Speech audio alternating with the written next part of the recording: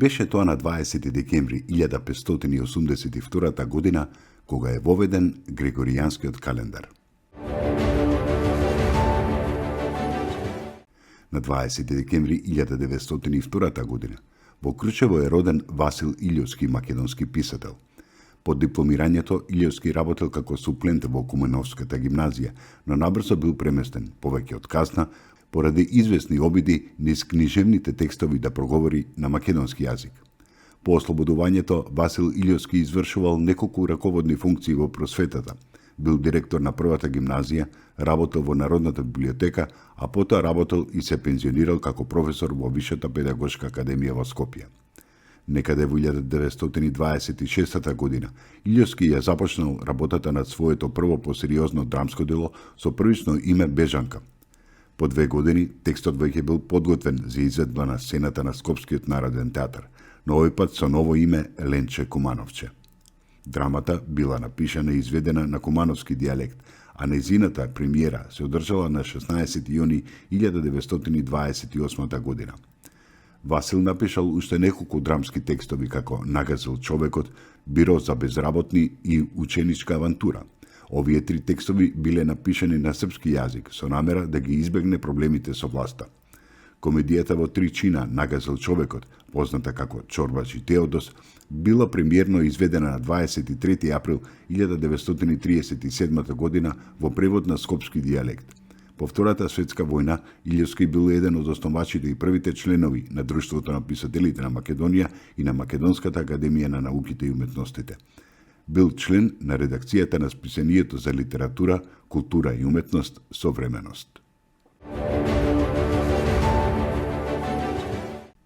Беше тоа на 20 декември 1909 година, кога е роден Андон Дуков, резбар од првата генерација на современи македонски уметници, воедно и сликар и борец во народно-ослободителната борба. Во родниот град завршил Копаничарско училиште, а во Белград студирал на Уметничката академија.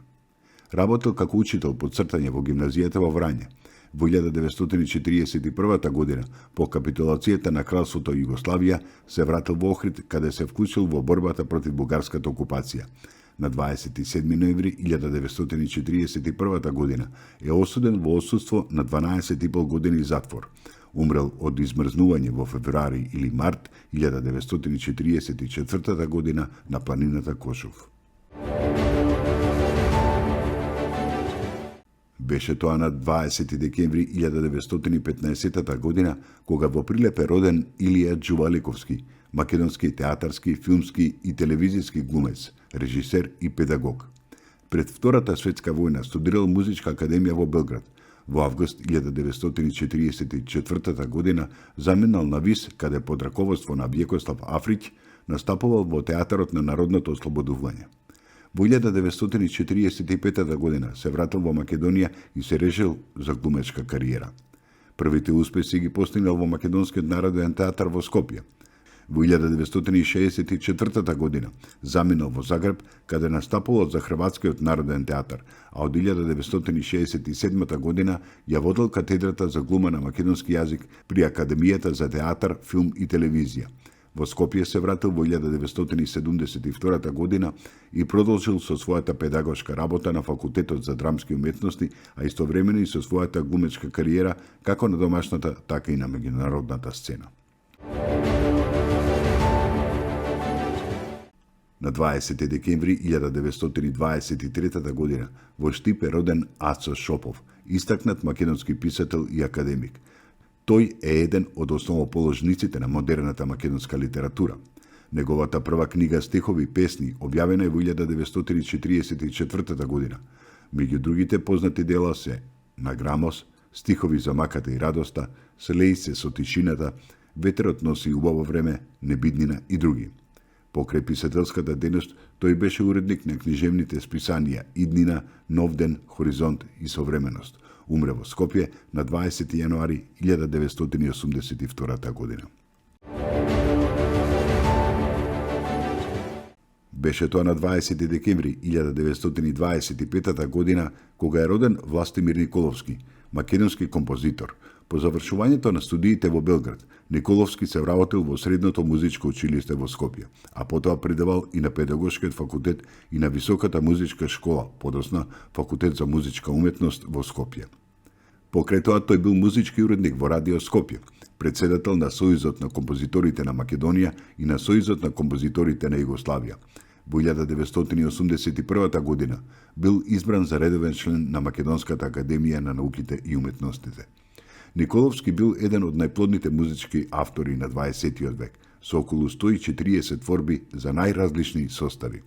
Исто така тој се занимавал и со публицистика, при што напишал на 30 статии во кои обработува проблеми главно сврзани со македонското музичко творештво. Беше тоа на 20 декември 1943 година, кога со одлука на Генерал-штабот на Народно-ослободителната војска на Македонија во Пуштани, Егеска Македонија, од баталјоните Страшо Пинџур, вториот баталјон на третата оперативна зона и еден бугарски одред е формирана втората македонска ударна бригада. Со наредба е формиран и штабот на бригадата, за командант Диме Туриманџовски Горски, заменик командант Лазар Калајџиски Добри, политички комесар Трифун Трифунов Балкански и заменик политички комесар Мито Хадживасилев Јасмин.